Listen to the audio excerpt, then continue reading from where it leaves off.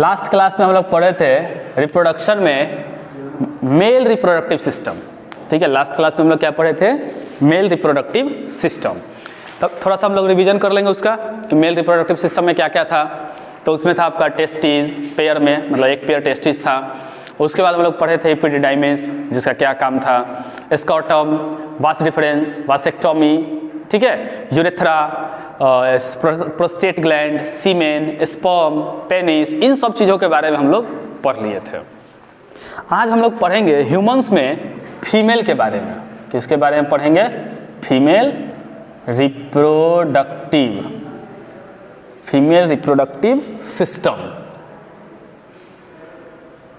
आज हम लोग पढ़ेंगे फीमेल रिप्रोडक्टिव सिस्टम के बारे में।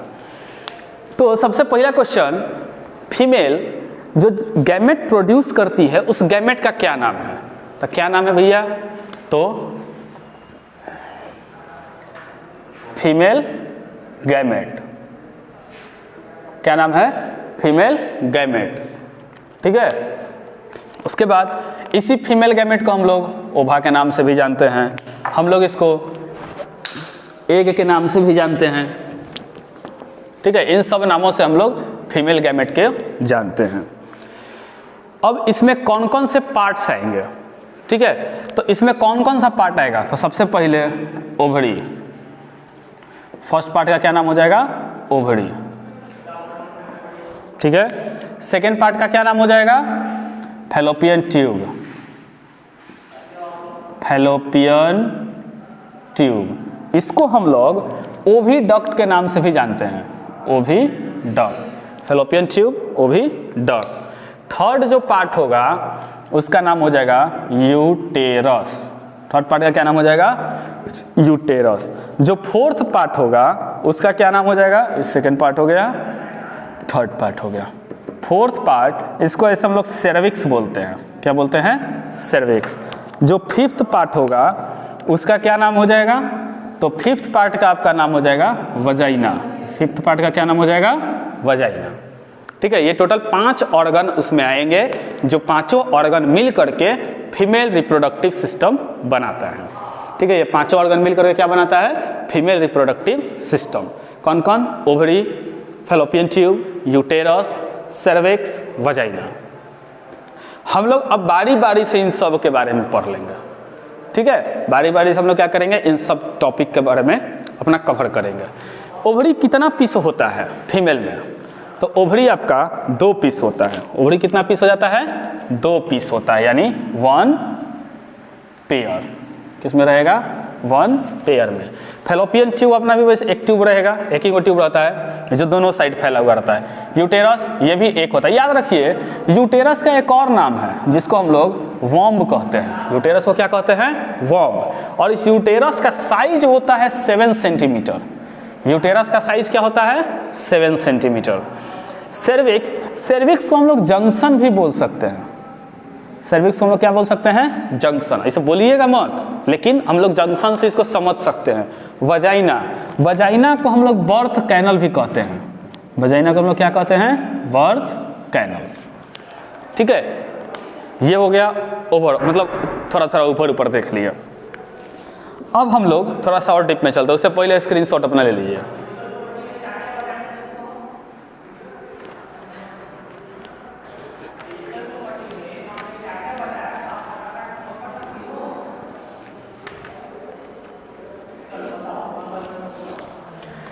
चलिए,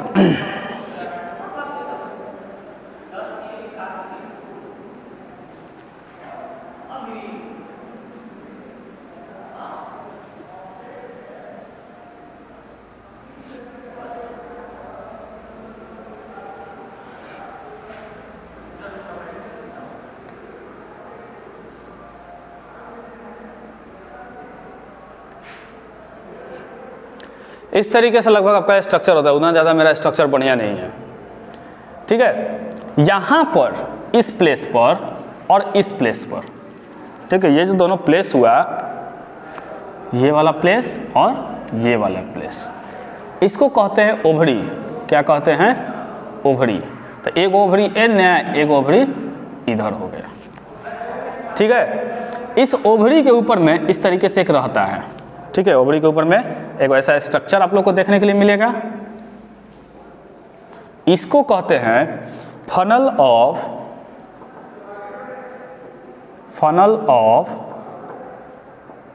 fallopian tube, funnel of fallopian tube. ये वाला जो स्ट्रक्चर है, इसके बाद ये पूरा इधर से लेकर के ये सब, ये पूरा चीज, ठीक है, इसको हम लोग बोलते हैं फैलोपियन ट्यूब। इसको क्या बोलेंगे? फैलोपियन ट्यूब, या फिर इसको हम लोग ओविडक्ट के नाम से भी जानते हैं। किसके नाम जानते हैं? ओविडक्ट। देखो ध्यान दो, डक्ट मतलब होता है ट्यूब, और ओवी का मतलब हो गया ओभा यानी एग। तो एग को कैरी करने वाला जो ट्यूब हुआ उसको ओवी ट्यूब कहेंगे। ओके, थोड़ा सा और बढ़िया से बोलना है तो फैलोपियन ट्यूब कह देंगे, ठीक है। इधर भी वैसे ही, यहाँ हो गया ओवरी, इसके ऊपर में जो ये स्ट्रक्चर है इसको बोलेंगे फनल ऑफ फैलोपियन ट्यूब। ये वाला जो हो गया इसको हम लोग फैलोपियन ट्यूब या ओविडक्ट के नाम से जानेंगे, ठीक है। ये इतना पार्ट हो गया। ये जो यहाँ से लेकर के इधर तक का पार्ट है इसको बोलते हैं यूटेरस। क्या बोलते हैं? यूटेरस या वॉम्ब, यूटेरस या वॉम्ब। यहाँ पर वाला जो पार्ट है, ठीक है ना, ये जॉइंट की तरह होता है। किसकी तरह होता है? जॉइंट की तरह, जिसको हम लोग कहते हैं सर्विक्स। क्या कहते हैं? सर्विक्स। उसके बाद ये वाला जो पार्ट है इसके नीचे, ठीक है, सर्विक्स के नीचे ये वाला पार्ट, इसको हम लोग बोलेंगे वजाइना। इसको हम लोग क्या कहते हैं? वजाइना, ठीक है, या फिर बर्थ कैनल। वजाइना या फिर बर्थ कैनल, ठीक है। जो वजाइना होता है इसका साइज होता है 7 सेंटीमीटर। वजाइना का साइज कितना होता है? 7 सेंटीमीटर। यूटेरस का साइज कितना होता है? 7 सेंटीमीटर। देखो हर जगह 7 है, ये भी 7 है, ये भी 7 है, और कुछ और चीज बताएंगे कुछ देर बाद, उसमें भी 7 आएगा।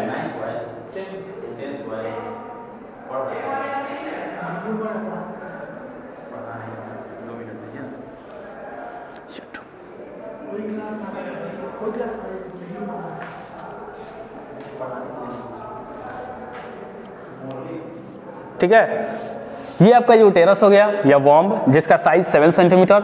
वजाइना का भी साइज 7 सेंटीमीटर। 7 याद रखना। अभी आगे एक और चीज बताएंगे जिसमें वो भी 7 रहता है, लेकिन वो बताने से पहले भी थोड़ा सा हम लोग इस पर चर्चा करते हैं। जब कोई गर्ल्स, जब कोई फीमेल, जब उसका बर्थ होता है, जब वो जन्म लेती है, उस समय उसके ओवरी में 1000 के नंबर में एग रहता है, ठीक है। कितना रहता है? लगभग 2-4 हज़ार एग रहेगा। हम ये नहीं कह रहे कि 2000 रहेगा कि 4000 रहेगा, ठीक है। 1000 के नंबर में एग पाया जाता है दोनों के दोनों ओवरी में, ठीक है। आप लोग प्यूबर्टी का एज जानते होंगे कि हाँ, जब टीनेजर हो गया तो गर्ल्स में जो प्यूबर्टी का एज होता है वो 10 साल, 11 साल, 12 साल से स्टार्ट होता है। तो जब प्यूबर्टी का एज आ जाता है तब इसमें से एक गो एग, ठीक है, जो एग होगा वो बाहर निकलेगा, ठीक है। एग क्या होगा? बाहर निकलेगा हर एक मंथ में। तो हर एक मंथ से हम लोग नहीं जानेंगे, हम लोग जानेंगे एवरी 28 डेज, ठीक ना। हर एक 28 दिन पे एग रिलीज होगा। कहाँ से? फीमेल के ओवरी से। कितना एग रिलीज होगा? एक एग रिलीज होगा हर एक 28 दिन पे फीमेल के ओवरी से। अब देखो वो अल्टरनेट होता है। अल्टरनेट बोलने का मतलब कि अगर जनवरी में इधर से एग निकला तब फरवरी में इधर से एग निकलेगा, मार्च में इधर से एग निकलेगा, अप्रैल में इधर से एग निकलेगा, इस तरीके से एग निकलेगा, ठीक है। अब देखो कितना दिन पे निकल रहा है? 28 डेज पे, ठीक ना। तो कोई आपसे अब अगर क्वेश्चन पूछेगा कि तब बताइए एक साल में कितना बार एग निकला, तो आप क्या कहिएगा? 12 टाइम्स, यही कहिएगा। अब हम बताएंगे कि 12 टाइम्स नहीं, 13 टाइम्स होता है। कैसे होगा? तो हर एक 28 दिन पे निकल रहा है, और मंथ कितना दिन का होता है? 30 डेज का होता है। मंथ कितना दिन का हो जाएगा? 30 डेज का हो जाएगा। तो हर एक मंथ में 2 दिन बच गया ना जी, तो 12 मंथ में कितना हो गया? 24 डेज। ध्यान दीजिए, 24 डेज। और कोई कोई मंथ 31 दिन का भी तो होता है ना, तो सब मिला जुला के हो जाएगा 28 डेज, ठीक ना। तो 12 महीना यानी एक साल में कितना बार निकला एग? 13 बार निकला। कितना बार निकला? 13 बार निकला, 13 टाइम्स निकला। तो कभी भी कोई क्वेश्चन पूछे तो कोई फीमेल एक ईयर में कितना बार एग प्रोड्यूस करती है, तो क्या कहना है? 13 टाइम्स। कितना बार कहना है? 13 टाइम्स, 13 बार। ठीक है, तो देखिए आप लोग मोबाइल का रिचार्ज करवाते हैं, वैलिडिटी कितना दिन का होता है? 28 दिन का होता है। साल में महीना कितना हुआ? 12 गो। आप अगर हर एक महीना का भी रिचार्ज करवाइएगा, आप जोड़ के देखिएगा, आपको 13 मंथ मिलेगा। ठीक है, तो आप वैसे भी समझ सकते हैं कि हाँ भाई हर एक महीने रिचार्ज कर रहे हैं, हर एक महीने यहाँ से ओवरी एग निकाल रहा है, इसका भी वैलिडिटी 28 दिन, आप जो रिचार्ज करवा रहे हैं उसका भी वैलिडिटी 28 दिन। साल खत्म हो, आप जोड़ के देख लीजिए, आपको पता चलेगा कि तो एक साल में 13 महीना हो गया। ठीक ना, जबकि होता है कितना दिन? 12 महीना। ठीक है, चलिए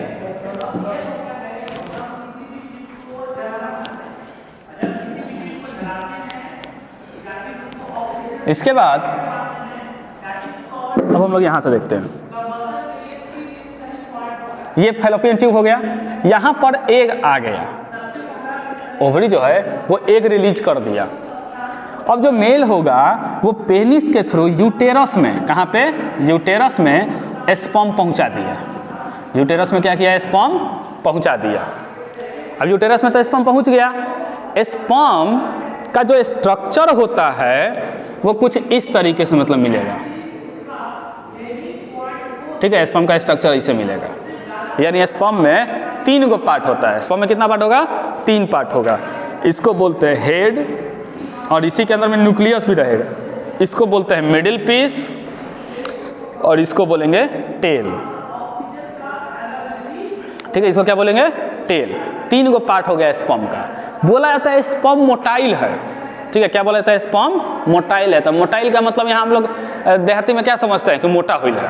हम लोग कभी कभी किसी को नहीं कहते कि एकदम मोटाइल है। तो वो जो मोटाइल है उसका मतलब होता है कि जो मूव कर सकता है।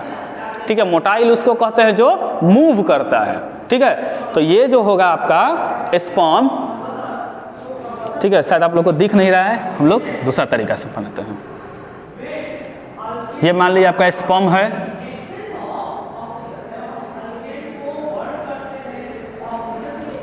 ठीक है, ये आगे वाले पोर्शन को बोलेंगे हेड, इसी के अंदर में न्यूक्लियस रहता है, इसको बोलेंगे मिडिल पीस। ठीक है, और ये हो जाएगा टेल। ठीक है, टोटल 3 गो पार्ट होता है एगो स्पर्म सेल में, हेड, मिडिल पीस, टेल। ये जो टेल होता है ये स्पर्म को मूव करवाने में मदद करता है। टेल का क्या काम है? स्पर्म को मूव करवा के आगे पहुंचाना। ये स्पर्म को मोबिलिटी कौन देता है? टेल देता है। ठीक है, अब यहाँ पे पहुंच गया स्पर्म। ठीक है, यहाँ पे क्या हुआ? स्पर्म पहुंच गया। ठीक है, यहाँ पे स्पर्म पहुंच गया। अब इसके पास तो आँख है नहीं कि देख के जाएगा, और जब मेल जब स्पर्म यहाँ पे पहुँचाता है तो वो करीब एक बार में मिलियंस के नंबर में पहुँचाता है। कितना पहुँचाता है? मिलियंस के नंबर में पहुँचाता है। ठीक है, मेल जब स्पर्म पहुँचाता है यूटेरस में तो वो कितना के नंबर में पहुँचाता है? मिलियंस के नंबर में पहुँचाता है। अब जब यहाँ से स्पर्म निकलेगा तो वो कुछ इधर जाएगा, कुछ इधर जाएगा, कुछ इधर जाएगा। ठीक है, अब मान लिए कि यहाँ से कोई ऐसा मेल है जिसमें स्पर्म का नंबर कम है, जिसमें स्पर्म का नंबर क्या है? कम है। अब स्पर्म मूव करके इन्हें पहुँच गया, इधर पहुँच गया, इधर ठीक से पहुँचबे नहीं किया, तो कभी भी एग फर्टिलाइज नहीं हो पाएगा। तब क्वेश्चन हुआ कि तब भाई मिनिमम कितना स्पर्म होना चाहिए? तो मिनिमम 7 ml होना चाहिए। स्पर्म कितना होना चाहिए? मिनिमम 7 ml होना चाहिए। जब 7 ml स्पर्म रहेगा ना तो इधर इधर इधर मतलब हर जगह फैलेगा। अब जहाँ पे एग होगा वहाँ जाकर के वो एग के साथ अपना फ्यूजन करेगा। ठीक है, अभी देखो इस एग को चाहिए एक ही गो सेल। ठीक है, एग को कितना स्पर्म चाहिए? बस एगो। लेकिन आप अगर एगो स्पर्म प्रोड्यूस कीजिएगा, अगर कोई मेल एक स्पर्म प्रोड्यूस करता है तो जरूरी है उधर जाएगा, वो इधर भी जा सकता है, इधर भी जा सकता है। उसको आंख थोड़ी है कि बेचारा देख के केनहू जाएगा, वो तो बस फैल जाएगा। ठीक है, अब जो पहुंच गया एग के पास वो स्पर्म अपना फर्टिलाइजेशन करेगा। ठीक है, तो मेल में कितना स्पर्म निकलना चाहिए एक बार में? कम से कम 7 ml। ठीक है। अब एक जो स्पर्म होता है उसका लाइफ स्पैन यानी जो उसका लाइफ टाइम है वो 20 मिनट का होता है, यानी जो स्पर्म होता है वो 20 मिनट तक जिंदा रहेगा। अगर 20 मिनट में इसके पास पहुंच गया तो ठीक, और नहीं पहुंचा तो सारा स्पर्म मर जाएगा, ठीक है, मर जाएगा। फिर वो धीरे धीरे धीरे धीरे फीमेल के बॉडी से बाहर निकल जाएगा, ठीक है। यहाँ तक तो क्लियर है। फिर आगे हम लोग देखेंगे, अब यहाँ पर स्पर्म पहुँच गया, ठीक है ना। स्पर्म जो है वो मान लेते हैं ये वाला स्पर्म यहाँ से ऐसे इस एग के पास पहुँच गया। जब वो एग के पास पहुँचेगा तो पहुँचने के बाद जैसे ये एग हुआ, ठीक है, ये एग हुआ, एग के पास स्पर्म आ गया। जब स्पर्म आएगा ना तो ये जो उसका हेड वाला पोर्शन था वो इसके अंदर चला जाएगा, हेड वाला पोर्शन इसके अंदर चल जाएगा, और मिडिल पीस और जो उसका टेल होगा वो बाहर रह जाएगा, ठीक है, वो बाहर अपना डिस्ट्रॉय हो जाएगा। तो ये आप ध्यान देखिए, मेल का जो स्पर्म था वो फीमेल के साथ फ्यूज हो गया, मेल का जो स्पर्म है वो फीमेल के साथ फ्यूज हो गया।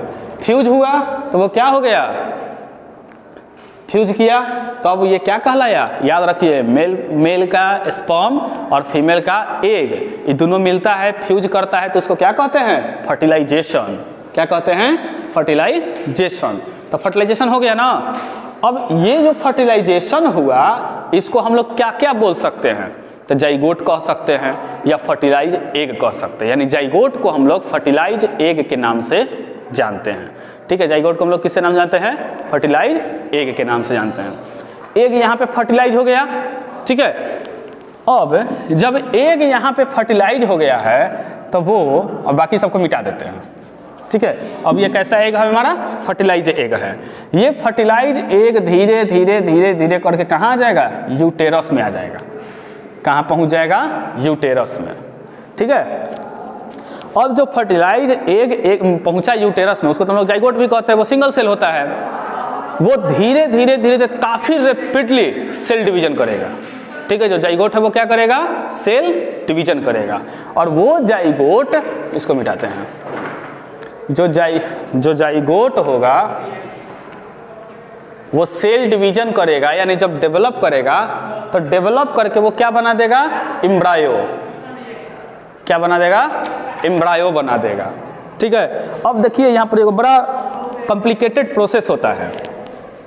क्या प्रोसेस है भाई, तो यहाँ पर जाइगोट पहुंचा, ठीक है, ये धीरे धीरे क्या बना रहा है, एम्ब्रायो बना रहा है। तब तक यूटेरस दूसरा कुछ कर रहा होता है, क्या करेगा, इसमें स्वेलिंग आ जाएगा। जो यूटेरस का इनर मेम्ब्रेन होगा उसमें स्वेलिंग आएगा।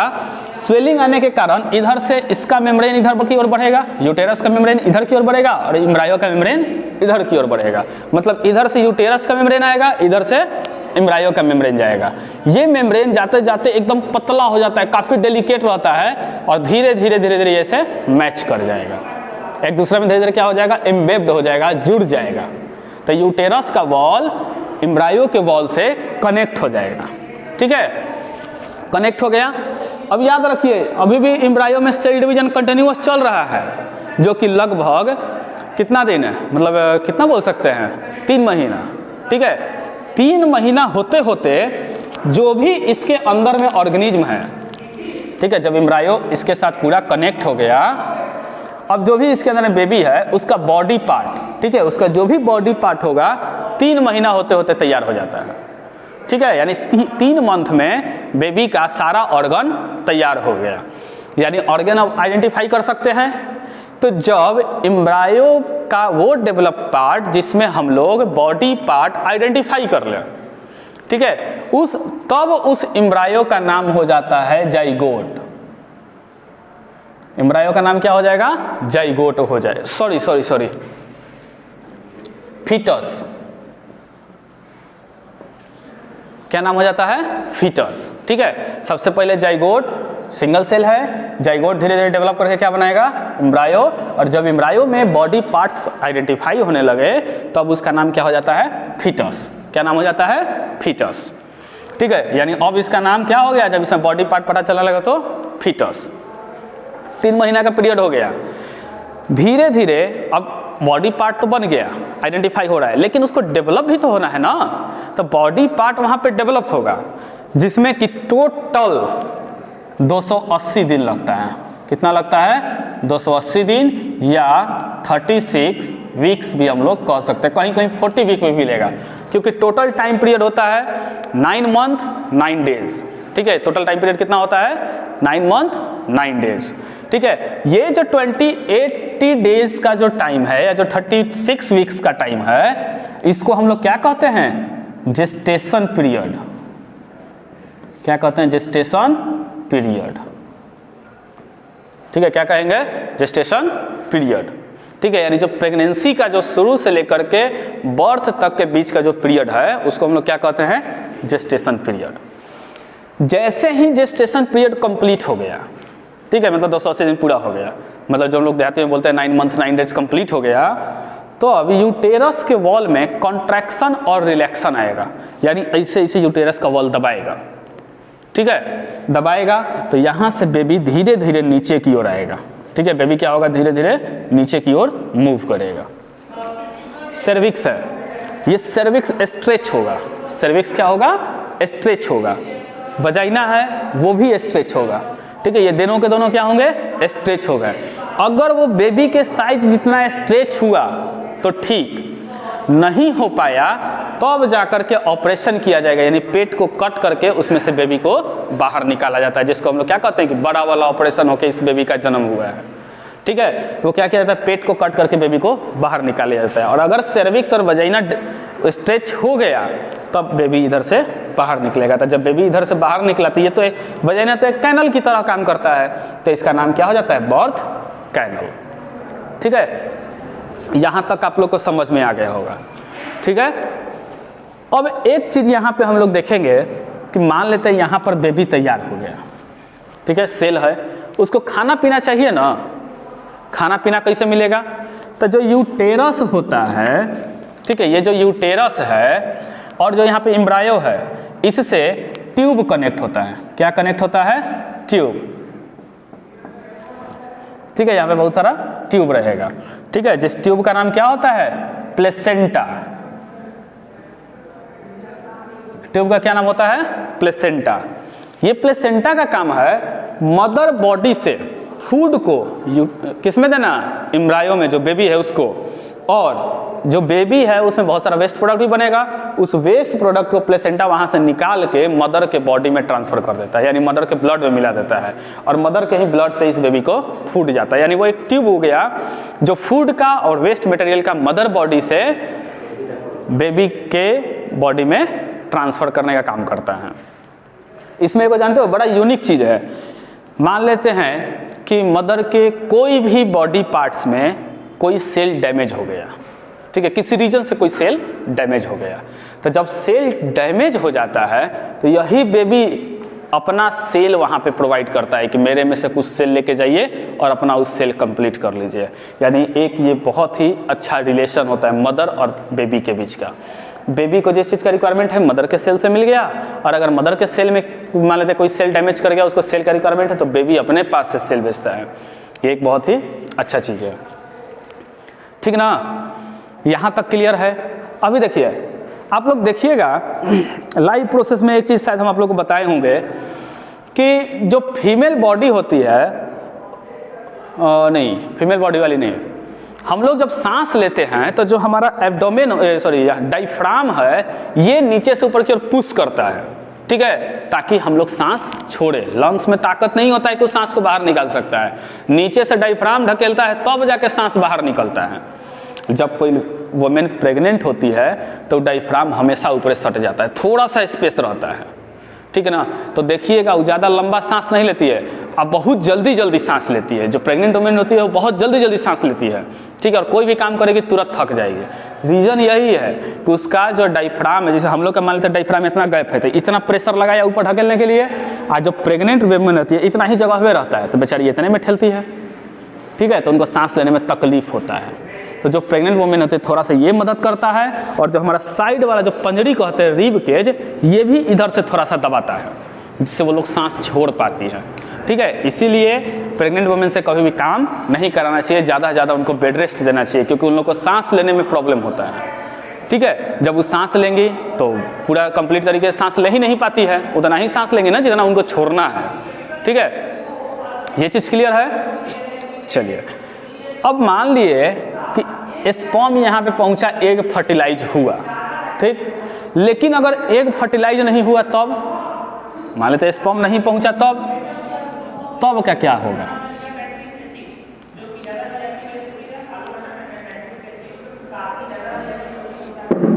कोई भी स्पर्म एग के पास नहीं पहुंचा, ठीक है, ये सब चीज़ थोड़ा सा मिटा देते हैं।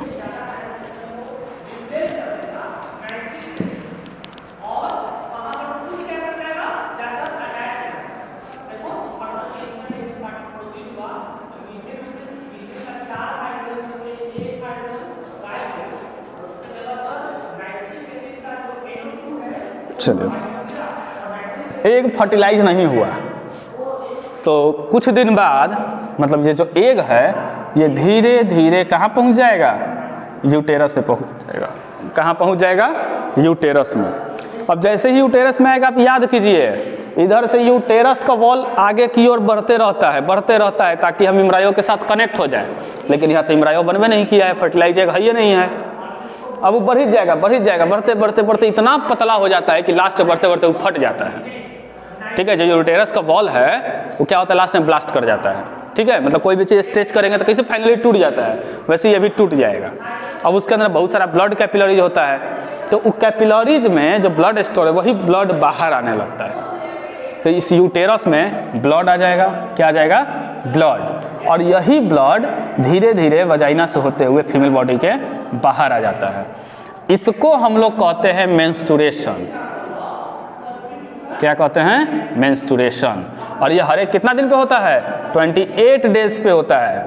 हर एक 28 डेज पे ये रिपीट करता है, तो अब इसको हम लोग कहते हैं मेंस्ट्रुएशन साइकिल, ठीक है। तो अगर आपसे कोई बोले कि तो भाई साल में कितना बार मेंस्ट्रुएशन साइकिल होगा, कितना बार होगा? 13 टाइम। जितना बार एग रिलीज हुआ उतना बार, ठीक है। तो एक बार मान लेते जनवरी में इधर एग बना था तो फरवरी में इधर बनेगा, लेकिन कभी कभी कोई रीजन से एग डेवलप नहीं हुआ, तो जब एग डेवलप नहीं होगा तो जाहिर सी बात है ओवरी बाहर एग निकालेगा नहीं। जब ओवरी एग बाहर नहीं निकालेगा तो मेंस्ट्रुएशन नहीं होगा। तो कभी कभी फीमेल में 1-2 मंथ गैप भी हो जाता है और मेंस्ट्रुएशन नहीं हो पाता है, ठीक है। तो उसको लोग बहुत हल्के में लेते हैं कि ऐसा कोई बात नहीं है, इस मंथ नहीं हुआ मेंस्ट्रुएशन, कोई बात नहीं है, लेकिन ऐसा नहीं है। अगर मेंस्ट्रुएशन नहीं हुआ तो ये समझ लीजिए कि कोई ना कोई आप में न्यूट्रिशन का कमी है या ओवरी में कोई ना कोई प्रॉब्लम है, ठीक है। अगर उसको शुरू से नहीं ध्यान दिया जाता है तो फिर बाद में वो एक डेवलप्ड एग रिलीज नहीं कर पाती है, जिसके कारण फिर वो कभी माँ नहीं बन सकती है। तो अगर कभी भी मेंस्ट्रुएशन साइकिल गैप हो, उनको तुरंत डॉक्टर से कंसल्ट करना चाहिए, ठीक है। ये हो गया आपका मेंस्ट्रुएशन साइकिल। इसमें हम लोग एक बार फिर से देखेंगे, जब एग फर्टिलाइज नहीं होता है तो वो पहुंच जाता है यूटेरस में। कुछ धीरे धीरे यूटेरस में पहुंचने के बाद यूटेरस का वॉल आगे की ओर बढ़ता है ताकि वो एम्ब्रायो के साथ कनेक्ट हो, लेकिन फर्टिलाइज एग है नहीं तो एम्ब्रायो बनेगा नहीं, जिसके कारण वॉल आगे बढ़ते बढ़ते फाइनली आके ब्रेक कर जाता है, टूट जाता है, और उसमें बहुत सारा ब्लड कैपिलरीज पाया जाता है, जो ब्लड कैपिलरीज फट जाता है, ठीक है। फटेगा जाहिर सी बात है ब्लड कैपिलरीज में ब्लड रहेगा, वही ब्लड वजाइना के थ्रू फिर बॉडी से बाहर आता है। उस प्रोसेस को कहते हैं मेंस्ट्रुएशन। प्रोसेस को क्या कहेंगे? मेंस्ट्रुएशन। और ये हर एक 28 दिन पे होता है, तो एक साइकिल की तरह करता है, तो उसको क्या हो गया? मेंस्ट्रुएशन साइकिल, ठीक है। साल में मेंस्ट्रुएशन साइकिल कितना टाइम होगा? 13 टाइम होगा। कितना टाइम होगा? 13 टाइम्स। ये एक नॉर्मल कंडीशन है, ठीक है। लेकिन अगर मान लेते हैं कि आपका ओवरी में एग डेवलप नहीं है तो ये घट भी सकता है। और स्टार्टिंग में जो शुरू में जब किसी को मेंस्ट्रुएशन होता है तो कम बेसी होता है, किसी मंथ में गैप होता है, कोई बात नहीं। लेकिन मान लेते हैं कि अगर 10 साल की उम्र से अगर मेंस्ट्रुएशन स्टार्ट हुआ और अगर मान लेते हैं ये चीज़ आपको 12-13 साल के बाद आ रहा है, तब जा करके आपको दिक्कत है। यहाँ तक कोई दिक्कत नहीं है। इसके बाद हम लोग देखेंगे मेंस्ट्रुएशन से ही रिलेटेड और आगे। तो हम लोग क्या करते हैं, आज के लिए क्लास यहीं पे स्टॉप करते हैं, ठीक है। बाकी फिर जो भी होगा हम लोग नेक्स्ट क्लास में डिस्कस करेंगे, और जितना भी क्वेश्चन होगा वो आप कमेंट सेक्शन में डाल दीजिएगा।